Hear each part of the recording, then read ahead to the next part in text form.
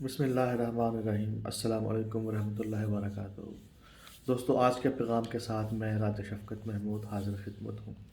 آپ سب کے علم میں ہے کہ سردی کی شدت میں اضافہ ہو رہا ہے، اور ہم بہاولپور والے جو ہیں وہ نیئرسٹ ٹو ولیجز ہیں، یعنی ہمارے اطراف میں کافی کھلا علاقہ ہے، درخت ہیں، پرندے ہیں اور جنگلی حیات ہیں۔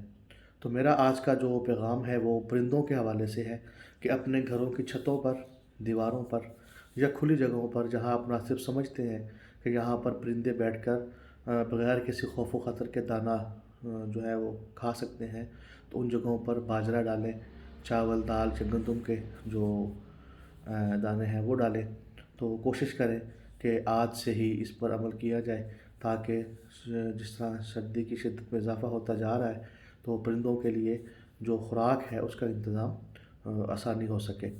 شام اور لبنان کے اندر ایک روایت ہے کہ جب وہاں پر برف باری ہوتی ہے تو حضرت عمر بن عبدالعزیز کے دور سے یہ روایت چلی آ رہی ہے کہ جو متمول لوگ ہیں وہ گھروں سے نکلتے ہیں اور جا کر پہاڑوں پر یا شدید برف باری والی جو جگہ ہوتی ہے وہاں پر خوراک، کھانا، دانے، اس طرح کی چیزیں چرند اور پرند کے لیے رکھ کر آتے ہیں۔ تو ہمیں بھی کوشش کرنی چاہیے کہ اسلاف کی جو اچھی روایات ہیں اس کو ہم آگے لے کر چلیں۔